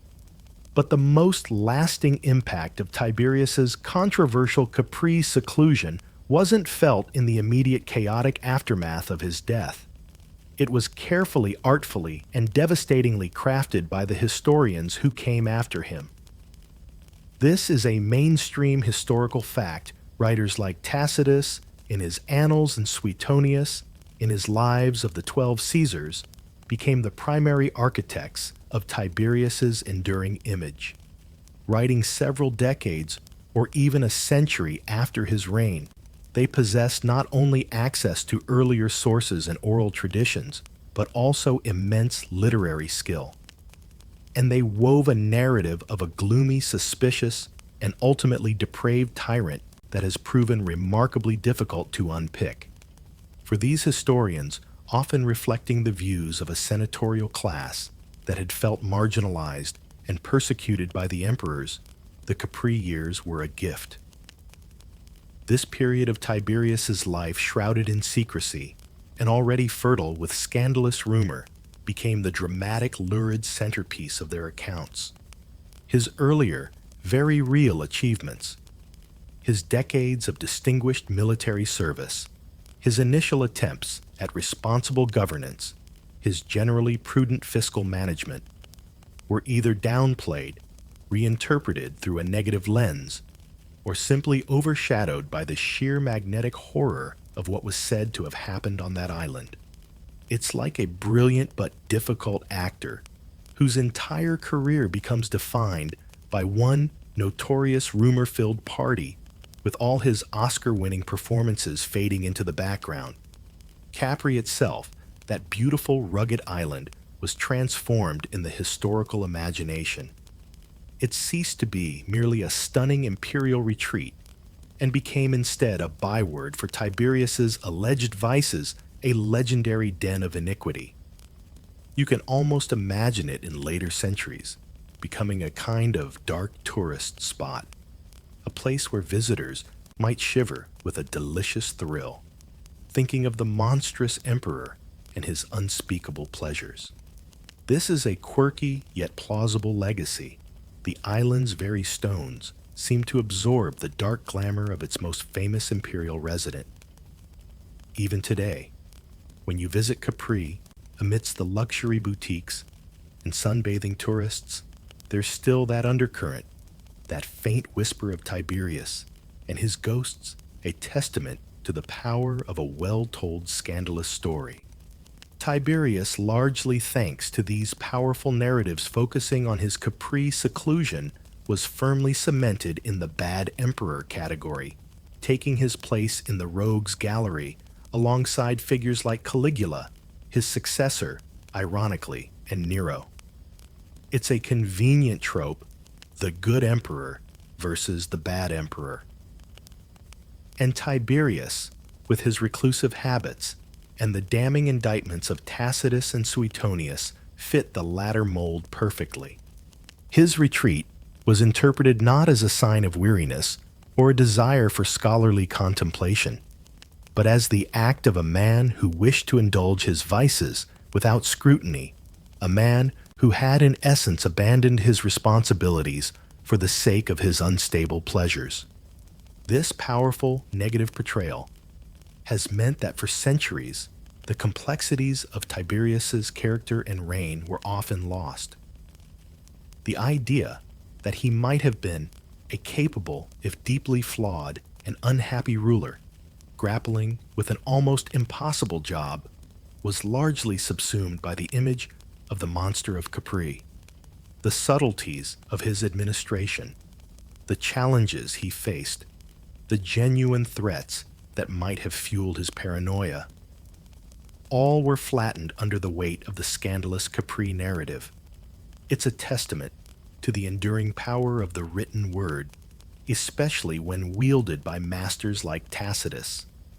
His prose is so compelling, his psychological portraits so vivid, that they feel like objective truth even when filtered through his own biases and the passage of time. He didn't just report history. He shaped it, imprinting his interpretation of Tiberius so deeply into the Western consciousness that it has taken centuries of scholarly effort to even begin to offer alternative perspectives. And that brings us to the ongoing scholarly debate. Modern scholarship continues to reassess Tiberius, attempting to separate the man from the myth created by hostile ancient chroniclers. Historians now look more closely at a wider range of evidence: inscriptions, coins, archaeological finds, records of provincial administration, to build a more nuanced picture. They acknowledge his early successes, the stability of the empire under much of his rule, and question the more extreme accusations about his private life. Perhaps he wasn't a monster they suggest, but a reserved, austere, and increasingly embittered man, ill-suited to the public demands of imperial office, who made a fateful decision to retreat from a world he could no longer tolerate. He really could have used a top-notch PR firm and a social media manager to counter the narratives being spun. But alas, those were a few millennia away. Yet the lurid image of Tiberius on Capri, the old emperor indulging in secret vices while the world outside trembled, retains a powerful hold on our imagination. Why? Perhaps it's the irresistible combination of supreme power, absolute isolation, stunning natural beauty, and the tantalizing hint of dark secrets. It's a story that has everything: a tragic figure, a glamorous location, and just enough mystery to keep us guessing. His unstable pleasure, the pursuit of solitude, ironically became the very thing that destroyed his public reputation for centuries, turning his private haven into a stage for his historical condemnation. The quiet, sun-drenched villas, intended perhaps as a refuge, became echoing chambers for the loudest and most damning accusations, a legacy written not in stone, but in the indelible ink of scandal. Our journey through the curious pastimes of Roman emperors now gently floats us forward, in time past the immediate successors of Tiberius and Caligula, through the tumultuous year of the four emperors, and into a new era, a new dynasty, the Flavians. Vespasian, a pragmatic soldier, had brought stability. His elder son, Titus, was briefly a beloved darling of mankind. Yee. And then came Titus's younger brother, an emperor whose reign would be marked by efficiency, grandeur, and a chillingly autocratic style that would eventually find its peculiar echo in a rather unusual private hobby. We turn our attention now to Titus Flavius Domitianus, or Domitian as history knows him. His unstable pleasures, you'll find, were less about extravagant escape or rumored debauchery, and more about an obsessive need for control, a stern sense of order, and a unique interpretation of imperial justice. Imagine Rome in 81 AD. The popular Titus has just died, perhaps of illness, perhaps with a little nudge from an impatient Domitian. The ancient sources, as ever, love a bit of succession intrigue. Domitian, the younger son of the dynasty's founder Vespasian, finally steps into the full glare of imperial power. Unlike his brother Titus, who had been groomed for rule with military commands and shared responsibilities, Domitian had spent much of his earlier life in relative obscurity with little real political or military power. It's a mainstream historical fact that this period in the shadows, while his father and brother were winning glory, might have cultivated in him a deep-seated resentment, a hunger to prove himself, and an iron will to be master in his own right once the opportunity arose. He wasn't going to be anyone's spare heir. From the outset, Domitian's style was markedly different from many of his predecessors, who had at least initially paid lip service to the traditions of the Roman Republic and the authority of the Senate. Augustus had been the princeps, the first citizen. Tiberius, for all his later gloom, had initially sought senatorial cooperation. Domitian, however, seemed less interested in such pretenses. He quickly consolidated power, taking on multiple consulships, and significantly appointing himself censor perpetuus, censor for life. This gave him immense authority, including the power to control public morals, and crucially to appoint and dismiss senators. It was like being the permanent head of the ethics committee, the judiciary, and the club membership board, all rolled into one. But perhaps the most telling sign of his autocratic leanings was his reported insistence on being addressed both in writing and in person as Dominus et Deus, Lord and God. Now Roman emperors had been deified after their deaths for generations.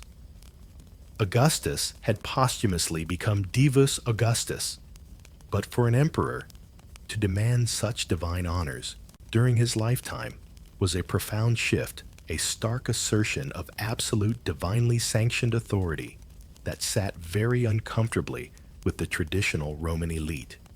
Whether Domitian's insistence on being addressed as Dominus et Deus was a genuine claim to divinity, a reflection of an evolving imperial ideology that saw the emperor as a living embodiment of the state's majesty, or a calculated political move to elevate himself far above any potential rivals and solidify his absolute authority, is still debated by historians. Whatever the motivation, imagine the chilling effect. Good morning, Lord. And God, how are the quarterly tax reports looking? It certainly changes the tone of office meetings. Despite this, or perhaps because of his iron grip, Domitian's reign was in many administrative respects quite efficient. He maintained a stable currency, oversaw the legal system with a degree of rigor, and kept a firm hand on provincial governors, ensuring they governed justly and didn't exploit the populace excessively, at least not without his permission. He also initiated a vast public building program in Rome. The city had suffered from major fires, and Domitian set about rebuilding and beautifying it with characteristic grandeur.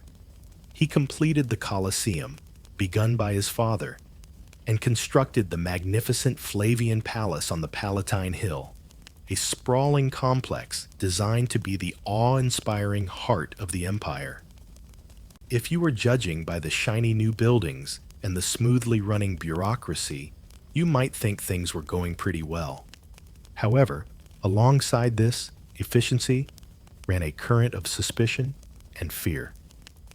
Like Tiberius before him, Domitian became increasingly reliant on informers, and treason trials became a grim feature of his later reign. Senators in particular felt the chill of his displeasure. He demanded not just obedience, but adulation, and those who failed to provide it or whom he suspected of disloyalty could find themselves facing ruin or worse. It was a gilded cage for many in the Roman elite. The empire was orderly, but it was an order maintained by an ever-watchful and often unforgiving master. As censor for life, Domitian also took it upon himself to be a guardian of public morality.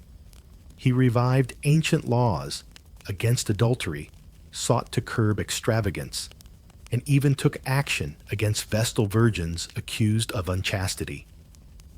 This public persona of a stern moral reformer, a restorer of traditional Roman virtue, is an interesting counterpoint to his own claim of divinity and the absolute power he wielded. It's as if he saw himself as the embodiment of Roman discipline, the firm hand needed to guide a wayward people.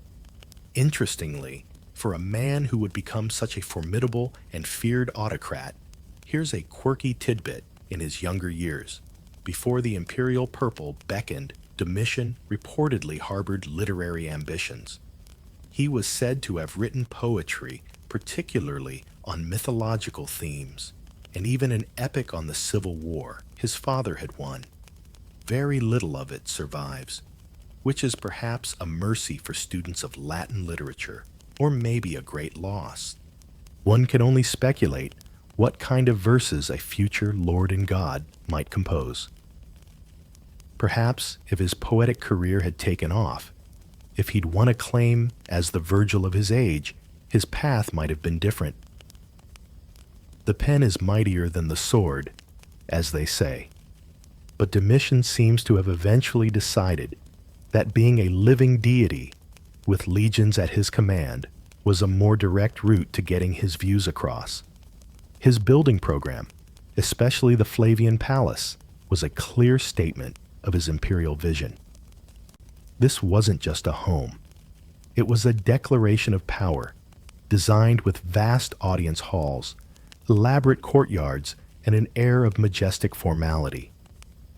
It was a stage for an emperor who saw himself as the supreme authority, the center of the Roman universe. The very architecture reflected his autocratic style, grand, imposing, and leaving no doubt as to who was in charge. And it is this Domitian, the efficient administrator, the stern moralist, the self-proclaimed Lord and God, the man obsessed with order and control, living in isolated grandeur within his newly built palace, that we must keep in mind as we turn to his most peculiar and perhaps most revealing of pastimes. For his desire to impose his will, to dispense his own form of justice, to meticulously manage his environment, would manifest itself in a very small, very personal, and very, very strange way, far from the grand affairs of state, yet intimately connected to the core of his being. And so we arrive at that very personal, very peculiar pastime, intimately connected to the core of Domitian's being. Leaving behind the grand audience halls of the Flavian Palace, the bustling forums, and the weighty affairs of state, you are now invited to picture a more private scene. Imagine the Emperor Domitian, the self-proclaimed Lord and God, in his secluded personal chambers. Sunlight perhaps streams through a high window, illuminating dust motes dancing in the air, and inevitably, the occasional common housefly. The room is opulent, no doubt filled with the finest furnishings the empire could provide. Yet the master of this domain, the ruler of tens of millions, is engaged in an activity of rather striking simplicity. Or perhaps simplicity is the wrong word. Specificity, maybe. For hours each day, so the historian Suetonius tells us, and he's our main source for this rather unforgettable image, Domitian would closet himself away. And what was this vital solitary imperial pursuit? He would meticulously hunt and kill flies. Yes, you heard that correctly. Flies.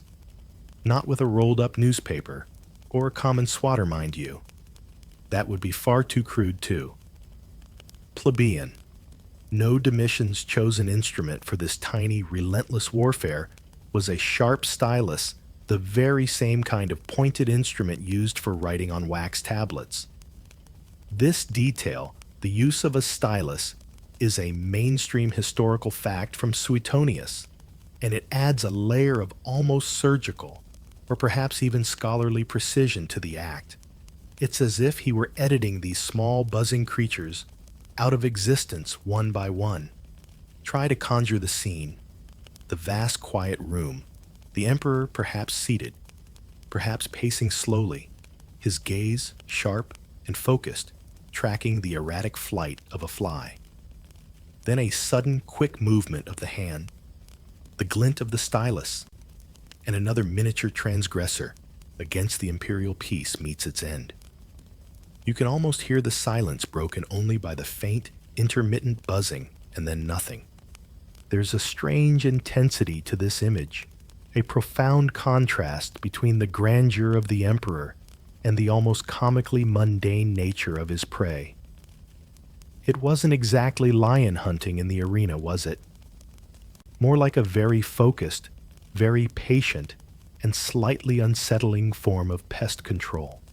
Why flies, you might wonder? Were the imperial palaces particularly infested? Did Roman sanitation standards, even at the highest levels, leave something to be desired, leading to an abundance of these buzzing irritants?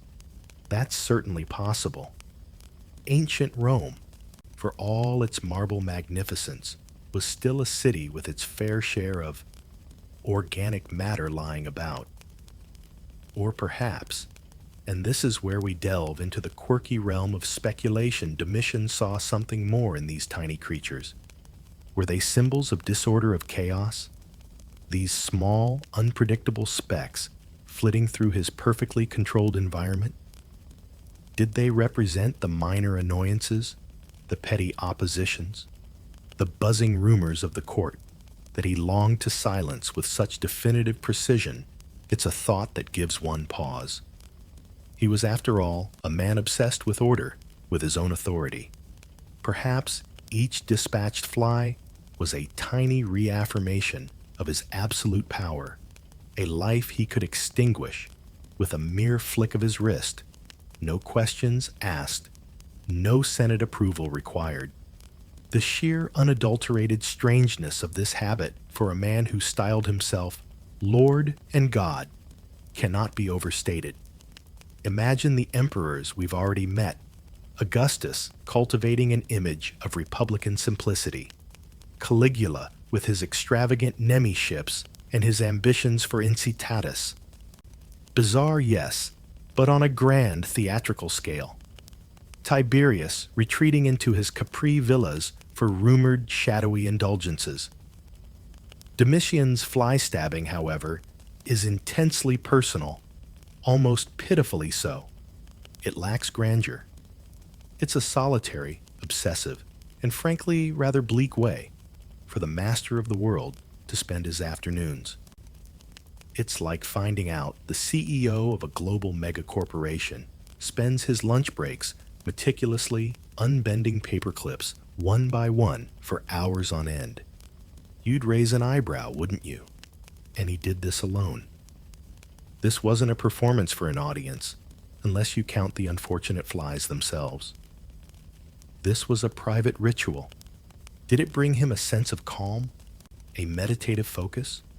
Or was it a symptom of a deeper unease, a mind turning inward in its isolation, finding a tangible, conquerable enemy in these tiny insects? Whether this daily ritual was a symptom of a burgeoning obsessive disorder, a mere idiosyncratic habit magnified by his imperial status, and the lack of anyone to tell him it was a bit odd, or a deeply symbolic act of control, is something ancient observers and modern historians have pondered. There's no definitive diagnosis from this distance, of course, only the unsettling image itself. You can picture the whispers in the palace if anyone even knew the full extent of it. Suetonius famously recounts an anecdote where someone asked if anyone was inside with Caesar, and Crispus, a wit of the court, supposedly replied, "Not even a fly." It's a joke that lands with a rather dark thud, hinting at both Domitian's solitude and his lethal hobby. The courtiers, the servants, they must have wondered. Perhaps they just learned to ensure his private chambers were particularly well stocked with targets. Better make sure there's a good cloud of them in the West Wing today. The emperor seemed a bit stressed this morning. It's a truly peculiar image to settle in your mind as you drift toward sleep.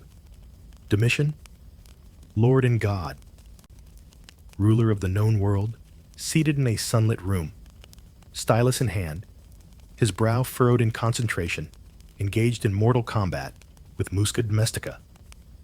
He was practicing micromanagement at its most literal, perhaps.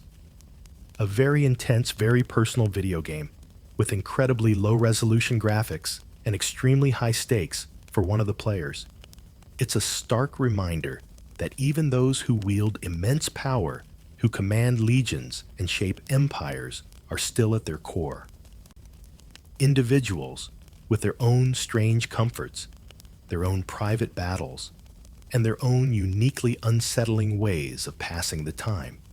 So there you have it, the Lord and God of the Roman Empire, sequestered in his private rooms, diligently, almost religiously, dispatching flies with a writer's stylus. It's an image that once lodged in your mind is rather difficult to dislodge like a persistent fly.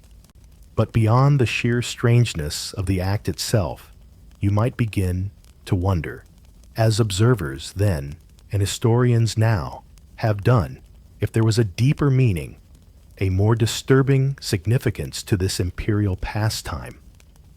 Could this meticulous daily slaughter have been in Domitian's mind a peculiar form of justice? The idea of an emperor playing God with a fly swatter, as the old saying might go if it were updated for Domitian, and framing this as justice, is a chilling one.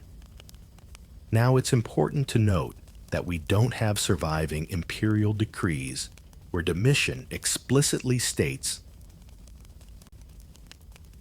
"Henceforth all flies within the palace precinct are subject to summary execution by stylus, this being our divine will and justice." That would be, even for Domitian, a rather niche piece of legislation. The justice aspect is more of an interpretation, a way to try and make sense of this bizarre behavior by connecting it to his known character and his broader approach to rule. And Domitian's character certainly provides some unsettling context.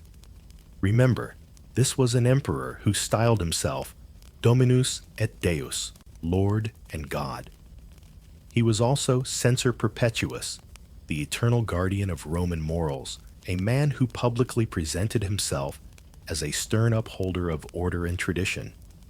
He was known for his severity, his insistence on absolute obedience, and particularly, in the later years of his reign, his cruelty. It's a mainstream historical fact that under Domitian, the use of delatores or informers flourished, and accusations of treason could lead to swift and brutal consequences for even the most prominent citizens. He wasn't exactly known for his light touch or his forgiving nature when it came to perceived transgressions, whether large or small.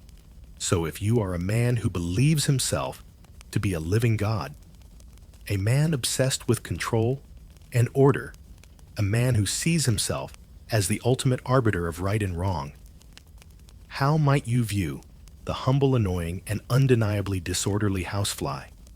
Is it merely a pest, or does it become, in the quiet solitude of your imperial chambers, a tiny buzzing symbol of everything that is imperfect, chaotic, and defiant of your divinely ordained will? In this light, the act of meticulously hunting and dispatching these creatures could transform from a simple if odd habit into a grim pantomime of justice itself. Each fly perhaps a miniature trial.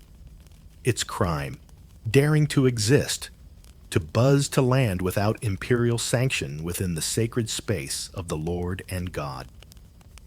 The sentence, swift and absolute, delivered with the precise point of a stylus, an instrument normally used for creation or communication, now perverted into a tool of tiny extermination. Interpreting this peculiar habit as a form of justice is of course speculative and relies on connecting his known autocratic tendencies with this private ritual. Yet it offers a disturbing insight into a possible mindset. Perhaps each successful stab was for Domitian a small victory, for order a micro-application of the same severe judgment he was increasingly applying to the human pests within his empire. It's like a stress ball, but for an emperor with a god complex and a very literal interpretation of taking out the trash. Consider the pronouncements aspect. While he might not have issued edicts on fly justice, his public pronouncements often emphasized his role as a restorer of order, a punisher of wrongdoing, a figure of absolute authority. Could his courtiers, if they dared to ponder his private habits, have seen a chilling consistency? The same emperor who demanded absolute subservience in the Senate, who ruthlessly punished any hint of conspiracy, was in his private hours demanding absolute stillness from the insect world. It's a form of control freakery, taken to an almost sublime, if terrifying extreme. Here's a quirky thought. Perhaps the famous reply from Crispus, "Not even a fly," when asked if anyone was with Caesar, wasn't just a witty comment on his solitude, but a subtle coded acknowledgement of this very specific lethal company Domitian kept. It hints at an awareness, a shared uneasy understanding within the palace walls of the emperor's particularities. This idea of Domitian playing God with the flies aligns disturbingly well with his demand to be called Dominus et Deus. What is a god, if not a being who holds the power of life and death, who dispenses justice, however inscrutable, upon all creatures, great and small?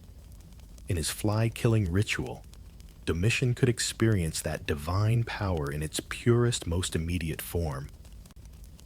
There were no lengthy trials, no meddlesome lawyers, no appeals to a higher authority, because there was no higher authority in his view.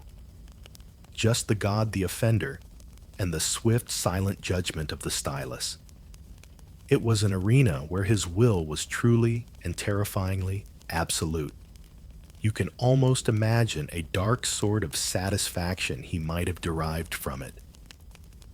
The world outside his chambers, the vast and complex Roman Empire, was full of intractable problems, rebellious tribes, scheming senators, and the endless messy business of human affairs.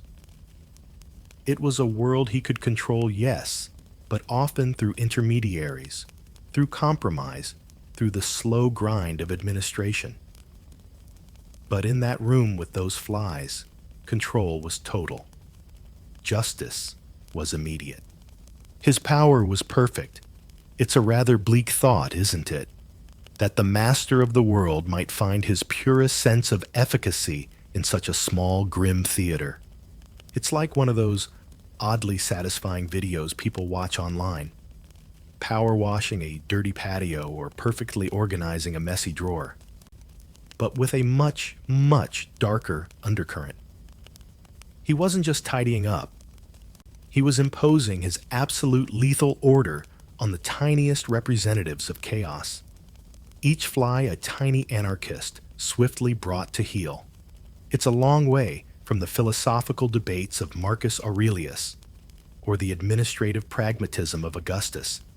This is something else entirely, a pleasure rooted in a vision of justice that is as meticulous and unyielding as it is ultimately sterile, and to our modern sensibilities profoundly unsettling.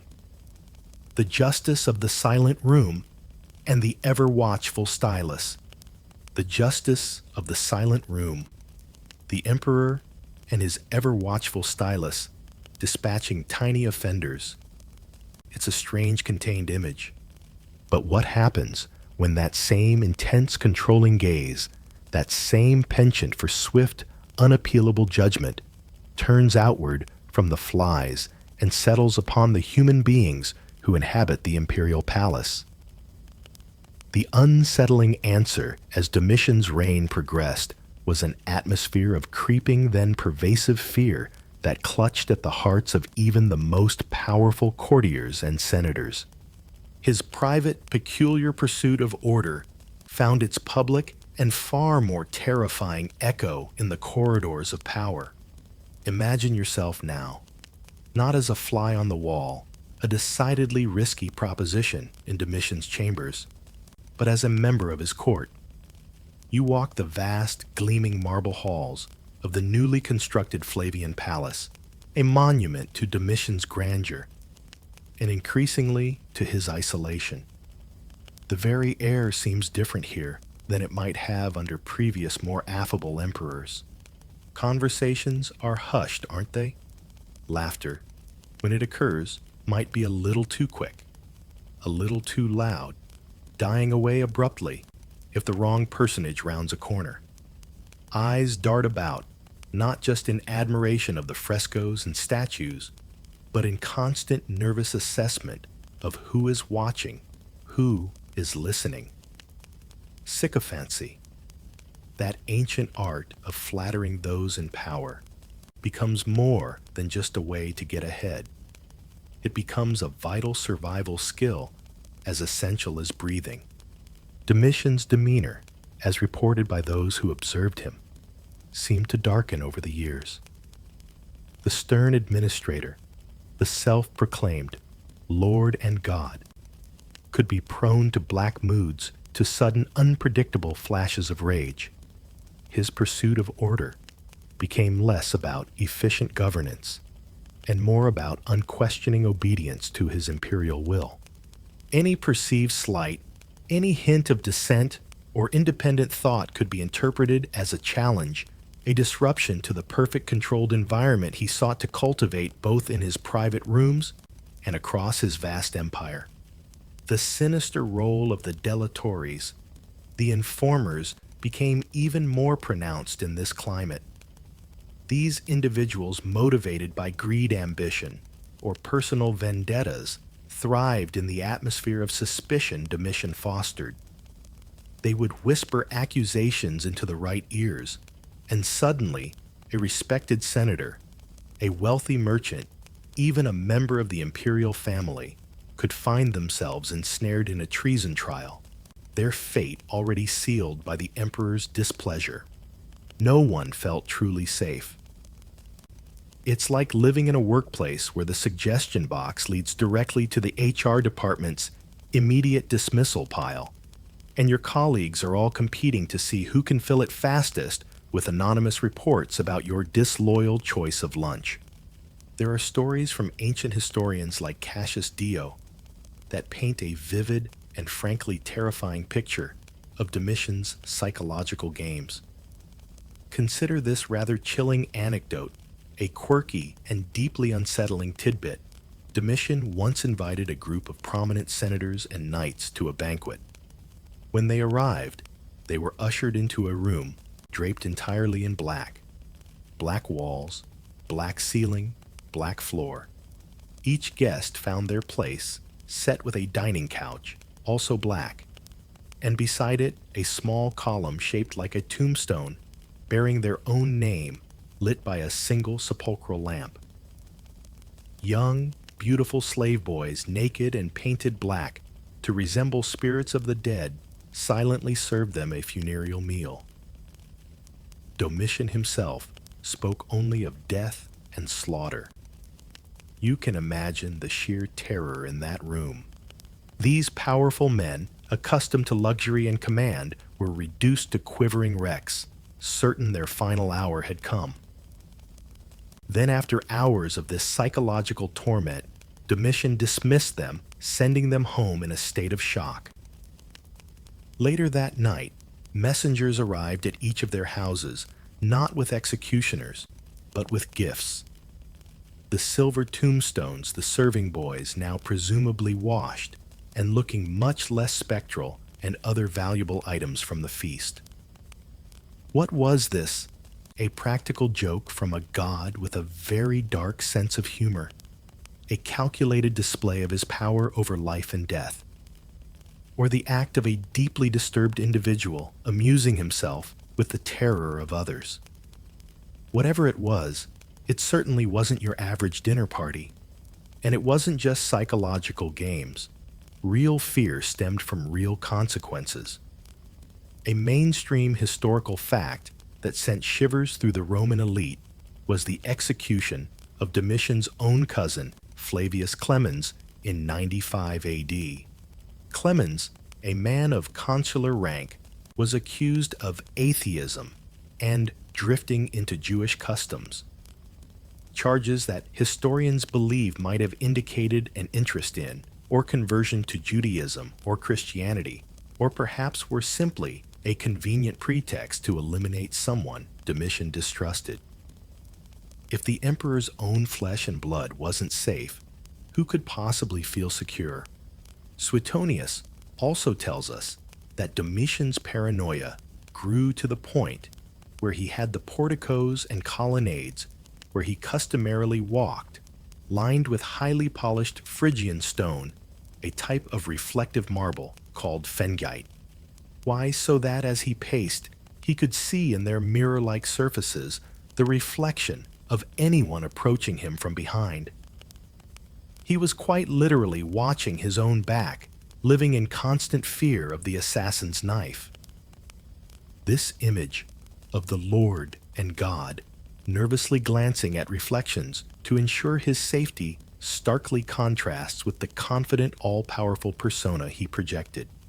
Historians debate whether Domitian's reign of terror, particularly in his final years, was a calculated policy to maintain absolute power by eliminating potential rivals and intimidating the rest, or the actions of a man succumbing to escalating paranoia and isolation. Was he a cold, calculating tyrant, expertly using fear as an instrument of statecraft? Or was he genuinely unraveling his grip on reality, loosening his earlier obsessive tendencies, now blooming into full-blown, dangerous delusions? Perhaps it was a terrifying combination of both. The order he so relentlessly pursued had curdled into tyranny. The justice he meted out with his stylus to the flies in his private chambers was now being applied with far more devastating consequences to the human beings within his reach. His pleasure in absolute control, his satisfaction in eliminating the disorderly, had become a public spectacle of fear. The palace, for all its marble and gold, was a place where every shadow might conceal an informer. Every imperial summons might be the last and the only truly safe course was to be as still, as silent, and as unobtrusive as a very well-behaved and preferably invisible fly. And so the palace of Domitian, much like the reigns of Caligula and Tiberius before him, became a theater where private obsession and public fear danced a dangerous tango. The echoes of these emperors' unstable pleasures, Caligula's audacious extravagances, Tiberius's shadowy Capri retreats, Domitian's meticulous fly-stabbing solitude, resonate far beyond their personal quirks. They become, in a way, distorted mirrors, reflecting the very nature of their power, their reigns, and ultimately, the grim trajectory of their fates. These weren't just harmless hobbies to while away the imperial hours. They were often symptoms, and sometimes even accelerants of a deeper instability that lay at the heart of their rule. Think back to Caligula, our little boot, who became a figure of legendary caprice. His floating palaces on Lake Nemi weren't just opulent party venues. They were defiant assertions of his boundless power, his disdain for tradition, and perhaps his growing detachment from reality. His desire to make his horse Incitatus a consul, whether a serious plan or a deeply cynical joke, was a clear mockery of the Senate and the established order. These flamboyant pleasures broadcast his contempt for the very structures that were supposed to support his rule. And so, the Roman elite pushed too far by his cruelty, his sacrilege, and his sheer unpredictability conspired. It's a stark historical fact that Caligula was assassinated in 41 AD by officers of his own Praetorian Guard men, sworn to protect him along with resentful senators. His pleasure in absolute theatrical power led directly to its absolute bloody termination. Then consider Tiberius, the weary emperor who sought solace on Capri. His pleasure was in withdrawal, in creating a private, impenetrable world far from the demands of Rome. But this reclusive indulgence, this secret spa of rumored depravities, had profound consequences. It fueled suspicion, allowed his minister Sejanus to amass dangerous power, and irrevocably damaged his own historical reputation, while Tiberius himself died of old age. Though some ancient sources hint at a helping hand from Caligula's ally Macro in his final moments by smothering him with a pillow, his legacy was effectively killed by the scandalous tales born from his isolation. His pursuit of private peace inadvertently paved the way for public infamy, and Domitian, our Lord and God, with the stylus. His grim pleasure in the solitary, meticulous dispatch of flies, his pursuit of perfect tiny order, was a chilling microcosm of his larger reign. His insistence on absolute control, his terrifying last dinner for the senators, his use of informers, and his execution of anyone he suspected of disloyalty, including his own cousin Flavius Clemens. These were the actions of a man whose private obsession with control had metastasized into public tyranny. Unsurprisingly, this also bred conspiracies. Domitian was assassinated in his palace in 96 AD. Struck down by court officials, some say, with the knowledge, if not the involvement, of his own wife, Domitia Longina. His pleasure in absolute fear-inducing order culminated in the ultimate disorder, his own violent death. A rather poignant, if grim, quirky tidbit from Suetonius notes that an astrologer had predicted the very hour of Domitian's death, a prophecy that apparently haunted his final days, making him increasingly agitated and suspicious as the foretold time approached. The degree to which an emperor's private pleasures directly precipitated their downfall versus being symptomatic of a larger political or psychological disconnect that was already leading them there remains a fascinating question for historians. Were these hobbies the spark that lit the conspiratorial flame, or merely indicators of a deeper rot within their rule, perhaps both? These were not the balanced pastimes of well-adjusted leaders.